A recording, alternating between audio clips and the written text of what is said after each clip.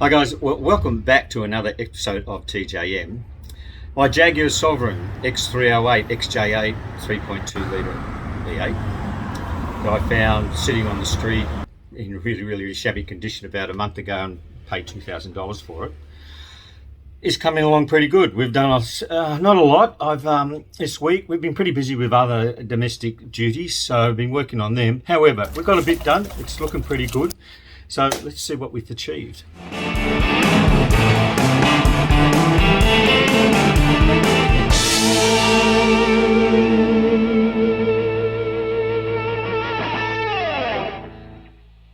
I just got the center console lid back from the motor trimmers and it's looking the part now, isn't it? It cost me $165, but I think it was well worth it considering what it used to look like. Okay, now for the seats. Let's get these back into the car. Okay, the back seat's in. It's not looking all too bad.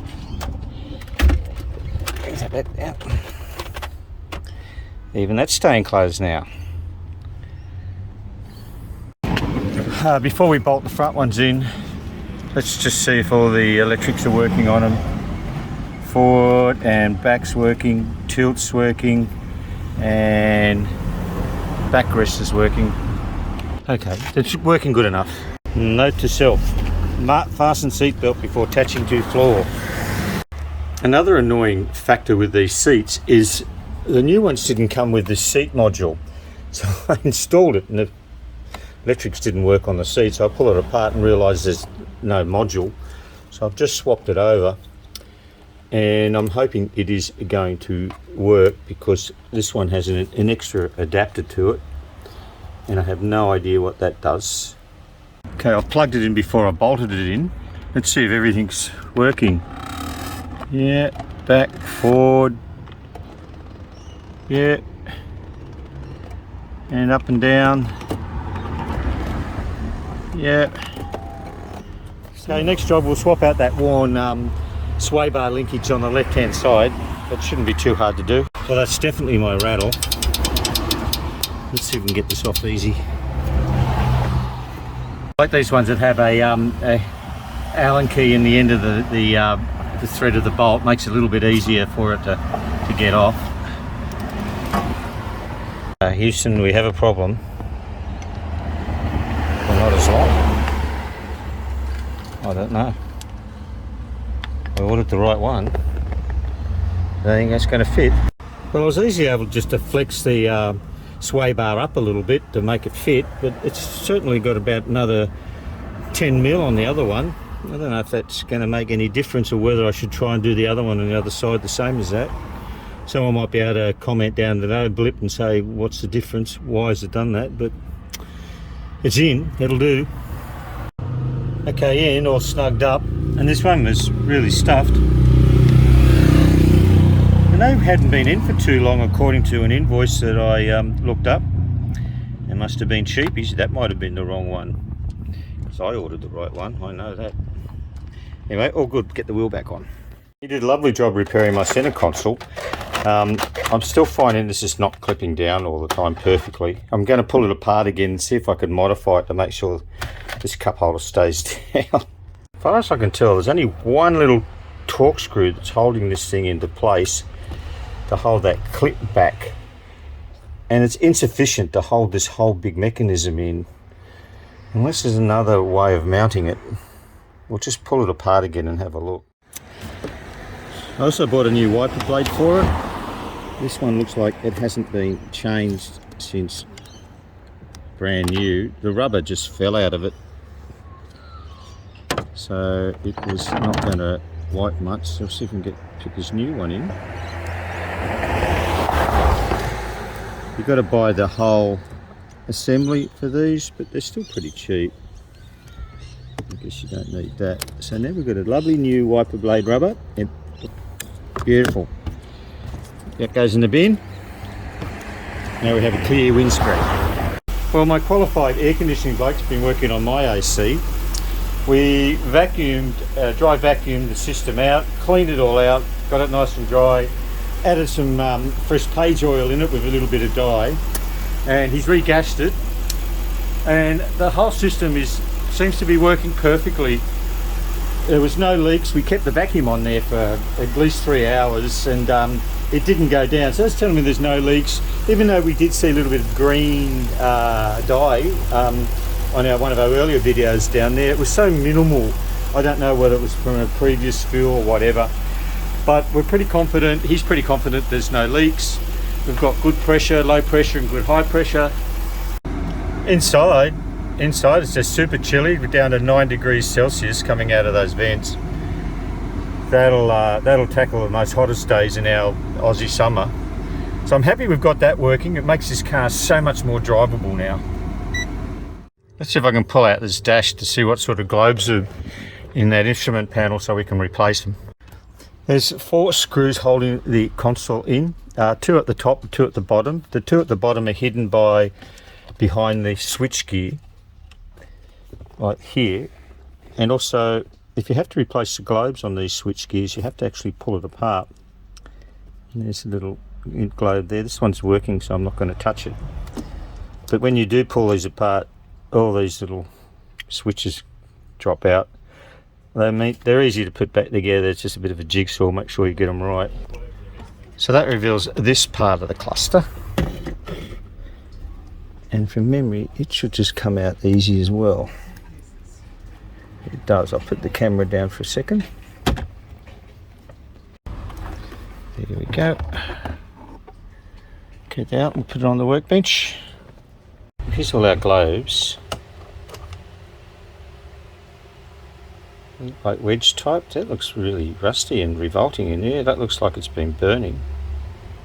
We're going to replace all these with LEDs. Just going to find out what type they are. Well, they are a wedge type globe. The question is, do I have any here, or are they all up the coast? Most likely they're all up the coast. We'll have a look. I'll have 5 big ones, and there's only 1, 2, 3 big ones there. 4 big ones, so that's going to be enough for those. I won't have these little ones though. I'll have to order them in. Unfortunately, not going to work. They're too deep or too long. They actually hit inside there, and I can't clamp them up. That's a blow.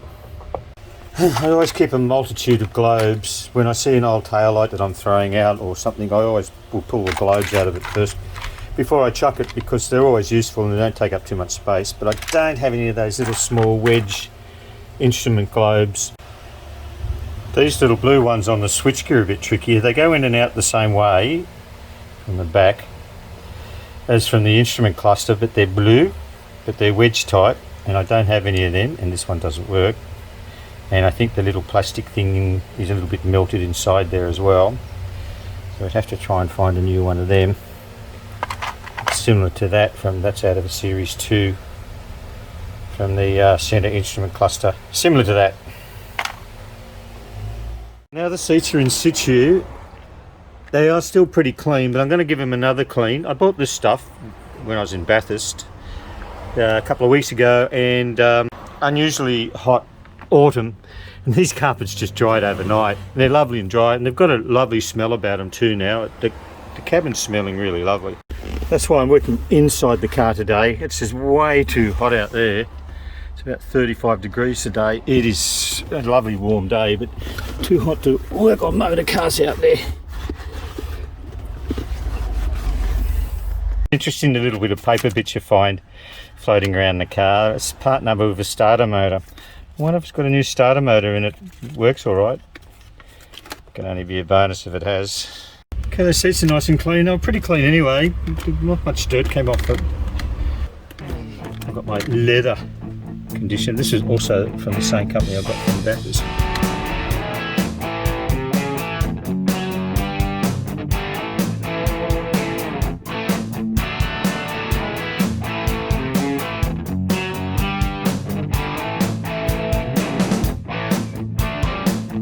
And for obvious reasons, you do have to feed the leather. This is from the old seats, and that cushion is as hard as a rock. And that's probably how that chair got in there, by someone putting their knee in it, and it just tore the leather. These things have probably never had a feed in their lifetime. I'll leave that and just see how well that stuff actually soaks in. And then we'll tell how good it is. Steering wheel's one of the next jobs. Well, since I picked up this thing, I haven't really taken it for much of a test drive. because the air conditioning wasn't working. We've been having hot day, and I had to fix all those little things like the sway bar linkages and that. So it's the first time I'm hopping in the car with lovely cool air conditioning. It's about 33 out there, and we're just going to take it around the block and see what else it needs. So bear with me and see if it needs anything else doing to it. I still haven't done anything to the outside of the car yet. It's the way we bought it, pretty much. I've still got to think about that paint, of what I do to it, because painting it, it'll over-capitalise it. I'm just closing that sunroof, sorry. If I was to keep it, sure, I would definitely paint it, but I'm still going to have to paint it in some form or another. So I'll have to search around for either a cheap painter, or which I can do, but I'm very impatient doing it, painting it myself. I don't know. It's the next job. I just wanted to get it driving right first, get this interior up to a stage where it's quite presentable. To me, it's looking fairly presentable already. Car-wise, just that steering. I love the automatic electric steering. It's working. Emergency stop is lovely. It's really good. This whole nip and denso system. I think there's a nip and denso system in there at XJ8. They went away from the Delaunay systems. They have their faults, but this one seems to be working quite well. It's lovely. It's cool, even on this really, really hot day. Okay, driving. She's driving straight. It's not pulling anywhere. Brakes feel real good. I've got no lights on the dash at all, and not one light is lit up on the dash since I've bought it, except for the airbag lights when I was doing the seats, and it took me a couple of minutes to realise that the airbags of the seats were unplugged. But that's okay. I'm beginning to love this car more and more, to whether I actually, as I said before, do the paint on it and keep it. It deserves it. It really deserves it. So next jobs. This seatbelt's frayed, the driver's side seatbelt, so I've got a second-hand one coming from the States. So we'll put that in when it comes. I'm going to put some LED globes in the headlights to give it that little bit more brightness during the evening time. I don't know whether I'm still going to put my Celtic, are they 18 or 17 I think? I can't remember. They're 17 or 18 inch wheels on it. I've got them in my garage.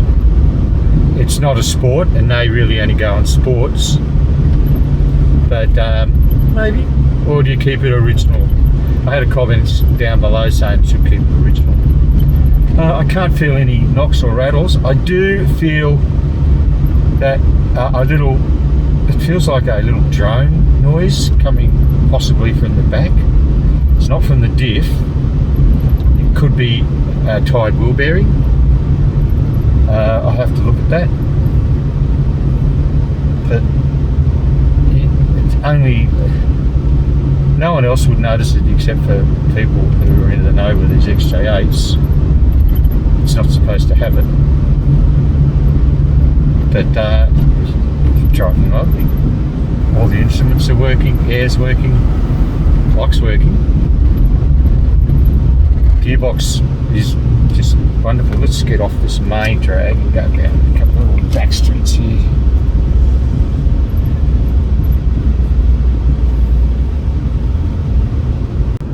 Probably hasn't been driven much too, and I don't know what sort of fuel they've got in this.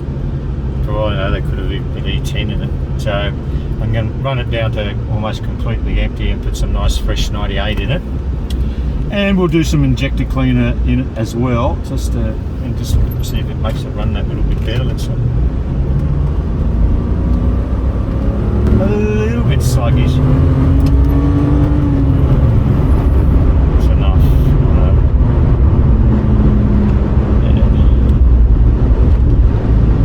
good. But nothing wrong with the engine. It's used as tight as anything, even though it's done 275,000 kilometres. It's good. Loving it. Very quiet. And I can safely use my wiper now without scratching the shit out of the windscreen. Happy with that. And the squirters work. Happy with that. I'm getting a very minor drone when driving. It's very minor. You can hear that it's coming out of the back wheel bearings, I think. There's a little bit worse on the left hand side. It looks like we might need back wheel bearings. Now this is the left one. If you can hear past the traffic noise, wait till the car goes. Hear that? It's just audible in the cabin, but enough to know that it's not meant to be there. They don't have to be done straight away because there's nothing really there's issue. But at least I know what that noise is now. Well, I don't think it's made a scrap of difference, the different colour of those seats. And I think any punter who's going to go and buy this one later would not know it anyway. Even though we'll tell them. But she's looking pretty schmick, and see that the leather conditioner, it's starting to soak in. That's only an hour and it's getting pretty good. Carpets smell great. Console's good. Timber's good. Everything's working. So we're pretty much finished with the interior of this thing now. Just a couple of little tweaky things. Fix up those lights a little bit more. And the next job is the exterior. Colour's emerald. I love it when it's good looking and new. But we'll get there with it. We'll get there. I've still got to get rid of these. I'll do those next week. Well, as I said, I'm really happy how this thing's turning out. The interior looks great, in my view, and I haven't found too many really ugly gremlins on this old girl just yet. Mind you, we've still got to get it up on the 4-poster, which we're probably going to do next week. I'm going to drive it up the coast, see what she runs like up there, give it a good run, get some fresh fuel in it with some fuel injector, and just give it a good Italian tune-up, as they say. And then we do the exterior later and see what sort of money it's going to cost me to do that. So I appreciate you guys watching. Thanks very much, and if you liked the video, please give it a thumbs up. And if you haven't told your mates, you can do that too. And if you want to leave a comment, I love hearing from you guys, and we'll see you on the next one. Cheers.